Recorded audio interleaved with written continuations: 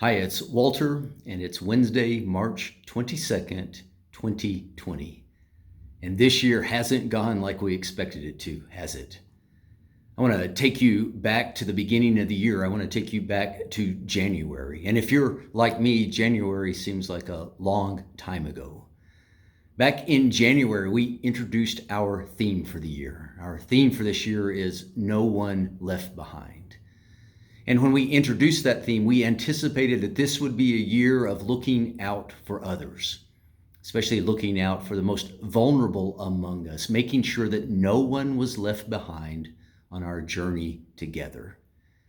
And at that time, in January, we had no way of knowing just how appropriate this theme was going to turn out to be.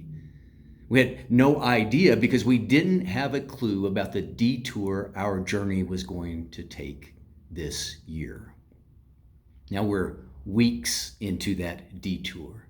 And for most of us, this new road we're on is starting to wear us down. And because it's starting to wear us down, I think it's a really good time to stop and recommit to picking each other up. You know, one of the questions that I asked way back in January was, who's your one?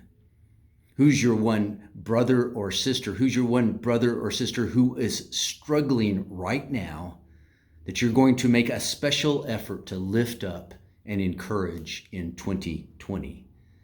Who's your one brother or sister for whom you're going to live out Galatians 6:2?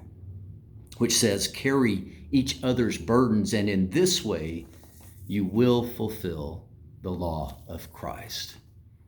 See, when I asked that who's your one question in January, I know that for some of you, your reaction was, I don't have a one. I don't know anyone from church who is struggling. And that's fair. That easily could have been the case back then. But now times have changed, haven't they? And I'm here to tell you that we are all struggling now. We're all struggling now. Sure, we're struggling in different ways and we're struggling at different levels, but we are all struggling now. Some of us are just inconvenienced, right? We can't go where we want to go. We can't do what we want to do. We can't move about like we wish and when we wish. But we've also found that weeks of inconvenience becomes a struggle. And then there are others of us who are truly suffering. Some of us are suffering with isolation, some with separation. Some are dealing with anxiety and fear, and some of us are dealing with depression. And yet others of us are in mourning. Some are mourning the loss of health. Some are mourning the loss of a job or income. Some are mourning the loss of a loved one. Some of us are just mourning the loss of normalcy. The point is that even though some of us are weighed down by greater burdens than others of us, we are all burdened and we all need help. And we need that help from each other. See, there's no one among us who doesn't need help right now. There's no one among us who doesn't need your phone call. There's no one among us who doesn't need your card. There's no one among us who doesn't need your text. There's no one among us who doesn't need to know that they aren't on this difficult journey alone.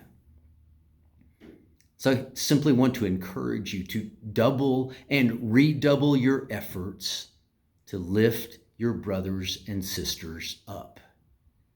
And I know that if you do that, at least two things will happen.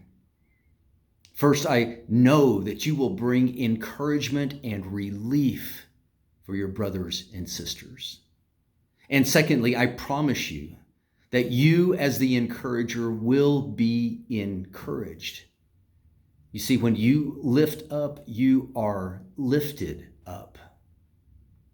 And finally, let me say this to all of you who are suffering, all of you who are mourning. Don't wait for the phone to ring. You are not alone. We want to help. Call me. Call one of the elders. Call one of your brothers or sisters, a friend from church, but make that call. I want you to know there's no shame in admitting that you need some help carrying your burden now, because we all need help and we all want to help. We all want to fulfill the law and the love of Christ by sharing our strength to help you carry your burden. Make the call. So let me end by saying, may the Lord bless you and protect you. May the Lord make his face shine on you and give you his peace. I love you, church.